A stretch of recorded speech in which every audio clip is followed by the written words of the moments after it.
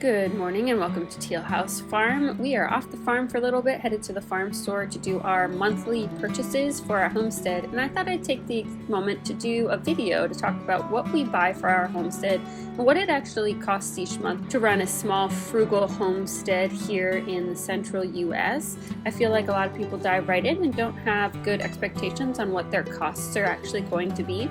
So we keep things as simple as possible. We've been on our homestead for 8 years, so I feel like we have a system that works pretty well. And we raise sheep, we've had goats before, and we have a big flock of multiple types of birds, chickens, ducks, geese, turkeys, and also dogs and cats, and a big garden. So we're going to talk about what we buy each month to help make our homestead run. And of course, a trip to the farm store is not complete without some special treats. So we're going to get everyone back home, we'll get everything unloaded, and we'll talk about how much money we have to put into our homestead each month.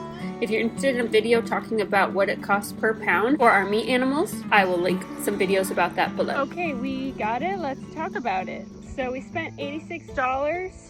And that's pretty typical on a bi-monthly basis. So I say we spend about $90 every other month on stuff that we need for our small little homestead. And I'm going to show you what we get. I'll talk about what's not in this haul that sometimes we buy as well, just to give you an idea. If you're thinking about maybe you want to, what people say, leave the city and live a simpler life, what some of the costs are that I think people don't anticipate, because we tend to be really optimistic about things or how we're going to do things, and then you get into it and you realize that you really do need to spend some money. This month I needed to buy some step-in posts. These are about $2 each, and these support our electric fence.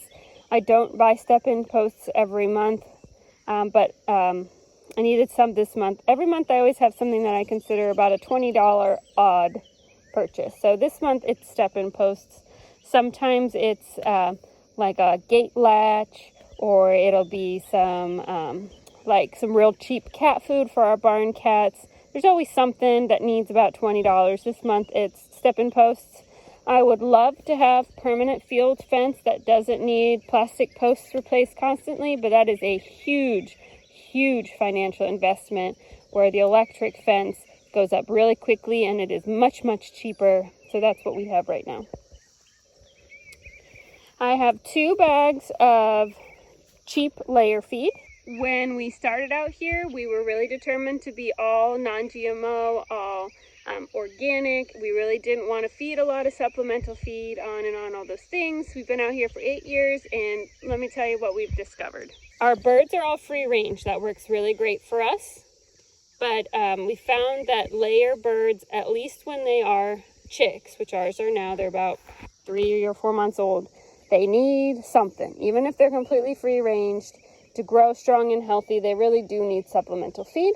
The organic and the non-GMO feed is stupid expensive. You're going to end up with eggs that cost you $15 a dozen to get there. So what we do is we buy the cheapest layer feed available, and we leave it out in the automatic feeder. The chickens are free range. They have a lot of land they round around.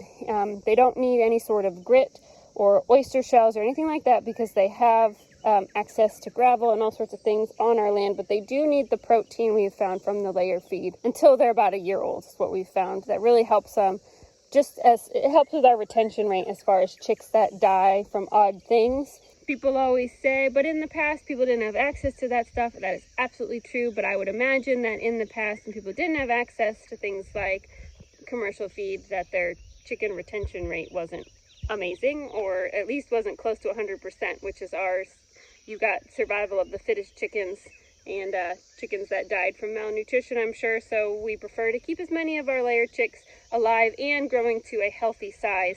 And we have found that keeping a cheap feed bag available helps us do that. We do not buy separate feed for our ducks, turkeys, and geese. Everything, all of the birds are free range. They all eat whatever was on sale at the farm store, and this time it was the layer feed.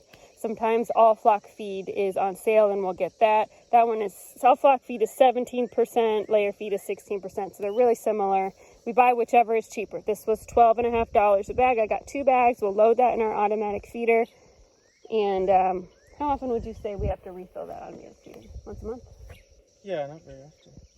We refill it once every 4 to 6 weeks because they do have other food available out in the pasture, so they aren't just purely fed but from the chick feeder, but it is available to them. This is all stock sweet feed. Sam calls it livestock candy because that's basically what it is. There's no nutritional value really for the animals. It's like a treat almost. We have 2 sheep that we raise for meat. We've raised more than 2 this year. We're just doing 2. And that bag will last me 2 months. And you would say, well, that's not a very big bag for 2 months. But we use this feed for motivation, positive behavioral reinforcement. The sheep are basically all pasture raised, except they get a tiny amount of this if we need to bribe them into a new pasture, and a teeny tiny amount first thing in the morning. It just helps them get used to us being around, and it establishes their stall is a safe, happy place so that we know we can always get them to come in if we ever have an emergency or if there's an injury and we need the sheep to come to us. That's like our insurance policy. On the month that I don't buy the all sweet stock feed, I buy dog food. Lexi, come here. This is Lexi. She's our farm dog, and she goes through a big bag of dog food about every other month, and the price is pretty comparable. So 1 month it's sheep feed, 1 month it's dog feed, so that works out pretty well. Yeah. The one other thing that we buy on the regular are pine shavings for our chicken coop and for our goat stall. Now, sometimes we will buy straw bales instead of the flake shavings. We will buy whichever one is cheaper to go ahead and keep the bedding in our coop and in our stalls nice and fresh. I buy probably 2 bags a month during the summer when we have all the animals. So 1 month it'll be for the chicken coop, 1 month it'll be for the goat stall, and it kind of alternates back and forth. I said goat, I meant sheep. We have sheep. So I buy about 2 bags a month. 1 month that'll go in the big chicken coop, so that's this month. Next month we'll buy 2 and it'll go in the sheep stall. We do not have sheep in the winter since we butcher them, so in the winter I only have to buy 2 bags every other month for that chicken coop, if that makes sense. But in the winter, the costs end up evening out because I'll have to buy more chick and bird feed because there's less for them to forage, and so they will eat more from the feeder. And so even though I'm not buying shavings, as many shavings, there's nothing in the sheep stall, I'll have to go ahead and buy more feed. We do feed our chickens scraps as well, and all of our birds, the entire flock is about 40 birds, if that helps. So that's still not a whole lot of feed because they're still getting scraps, they're still getting forage, but in the winter it is definitely more because there's not as much available. With that, we're going to go ahead. Sam's going to feed up the chicken feeder. If you're interested about our large automatic bird feeder, I'll link the video below. It's made out of a trash can. It's pretty easy to put together. And I'm going to help put away these step-in posts and such and put some new shavings down in our coop.